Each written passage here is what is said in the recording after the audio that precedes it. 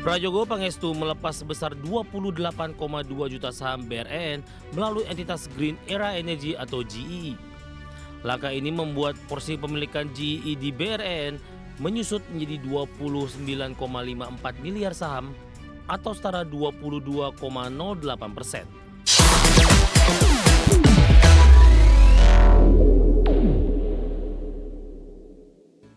Konglomerat Prajogo Pangestu kembali melakukan aksi korporasi dengan melepas sebagian saham PT Barito Renewables Energy Tbk atau BREN. Transaksi ini bernilai lebih dari 250 miliar rupiah dan dilakukan melalui Green Era Energy Pte Ltd. Prajogo Pangestu melepas sebesar 28,2 juta saham BRN melalui entitas Green Era Energy atau GEE. Langkah ini membuat porsi pemilikan GEE di BRN menyusut menjadi 29,54 miliar saham atau setara 22,08%. Meskipun terjadi penurunan porsi pemilikan, PT Barito Pacific Tbk atau BRPT tetap menjadi pemegang saham terbesar BRN dengan penugasan 64,7%. Sementara Prajogo secara individu masih mengantongi saham BRN sebesar 0,1%. Transaksi penjualan saham tersebut dilakukan selama 4 hari perdagangan dari 27 Agustus hingga 1 September 2025. Penjualan terbesar terjadi pada hari pertama dengan jumlah hingga 25,4 juta saham. Penjualan saham dilakukan pada rentang harga Rp8.847 hingga Rp9.641 per saham. Dari transaksi ini, Green Era Energy berhasil mengantongi dana sebesar Rp252 miliar. Sebelumnya pada perdagangan Agustus 2025, Green Era Energy juga telah melepas 8,3 juta saham BRN. Transaksi tersebut dilakukan pada rentang harga Rp8.726 hingga Rp9.317 per saham dengan perolehan dana sebesar Rp76 miliar. Liputan Adex Channel. Pemirsa, PT Adikarya melalui anak usahanya Adi Persada Beton ikut serta dalam proyek strategis Ubadari Compression Carbon Capture atau UCC milik British Petroleum di Papua Barat. Proyek ini dikerjakan bersama dengan Petrosi dan menandai langkah penting ekspansi Adi ke sektor energi dan pertambangan. PT Adikarya melalui anak usahanya Adi Persada Beton ikut serta dalam proyek strategis Ubadari Compression Carbon Capture atau UCC milik British Petroleum di Papua Barat. Dalam proyek UCC, Adi Beton bertugas menyediakan beton siap pakai atau ready mix concrete. Selain itu, perusahaan juga menyiapkan pengadaan alat serta pembangunan batching plant semi-mobile yang dilengkapi sistem pendukung produksi beton. Direksi menyebut keterlibatan dalam proyek ini akan memperkuat posisi Adi Beton di sektor oil and gas serta pertambangan ke depan.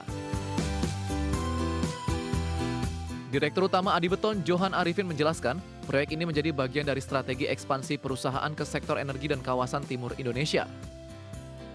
Ia menekankan bekerja sama dengan BP dan Petrosi membutuhkan standar tinggi, sehingga keberhasilan proyek ini akan membuka peluang lebih besar bagi Adi.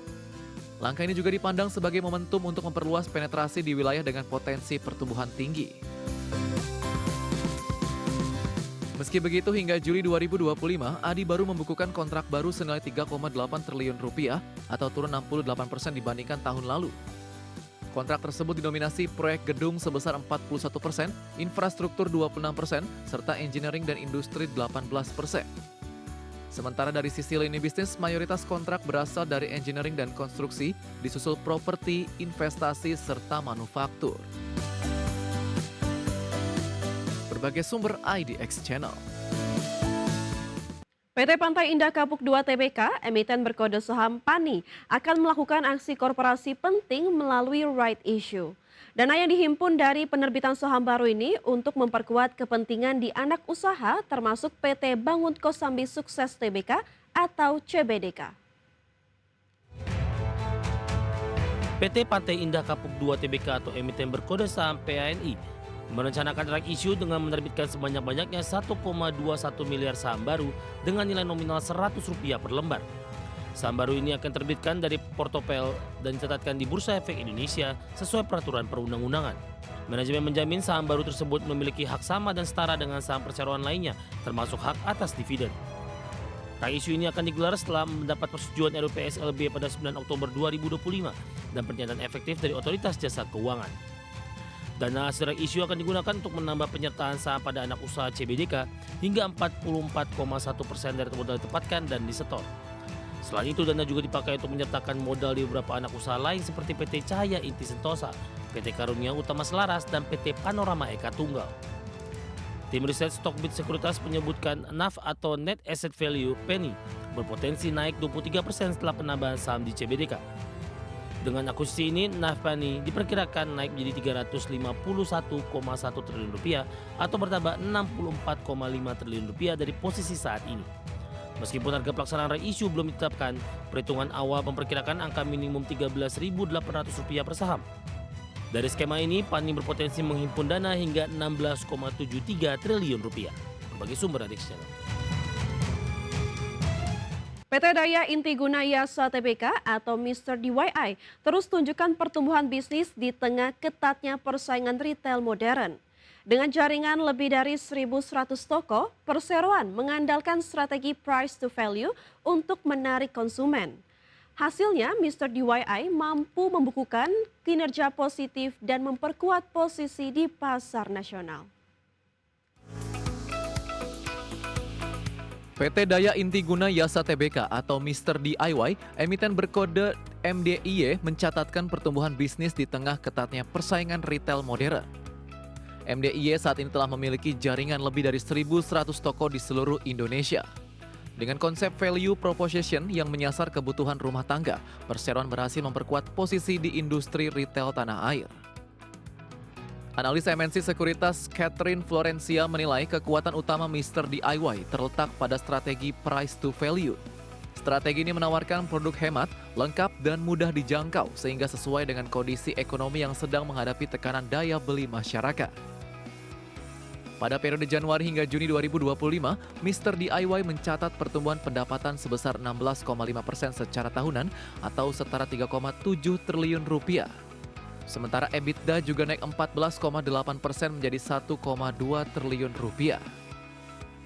Sepanjang paruh pertama 2025, Mr. DIY telah membuka 128 toko baru dan menargetkan lebih dari 270 toko sepanjang tahun ini. Dengan target itu, jumlah jaringan Mr. DIY diperkirakan menyentuh sedikitnya 1.231 toko di seluruh Indonesia. Tim Liputan IDX Channel. Dari informasi emiten kita beralih ke update penutupan sesi pertama IHSG hari ini, di mana IHSG pada sesi pertama hari ini ditutup naik 0,83% ke level 7.866,14. Di mana IHSG tadi pagi dibuka di level 7.843 dan sempat menyentuh titik tertinggi di level 7.911. Adapun 392 saham mengalami penaikan, 254 saham mengalami penurunan, dan 153 saham stagnan atau tidak bergerak. Kita lihat top gainers pemirsa atau saham-saham yang mengalami penguatan tertinggi, antara lain ada DSSA yang mengalami penguatan 9,41%, PGAS mengalami penguatan 4,12%, Indi mengalami penguatan 13,16% dan MBMA mengalami penguatan 2,83%. Sementara dari top losers pemirsa atau saham-saham yang mengalami penurunan terdalam, ada Antam yang mengalami penurunan 2,02%, MDKA mengalami penurunan 1,95%, PSAB mengalami penurunan 1,67% dan BRPT mengalami penurunan 2,63%. Dari pergerakan sektoral pemirsa, energi dan industri sama-sama mengalami penguatan di 2,13% dan 1,85%. Sementara properti mengalami pelemahan di 0,73%, begitu juga dengan barang baku mengalami pelemahan di 0,08%.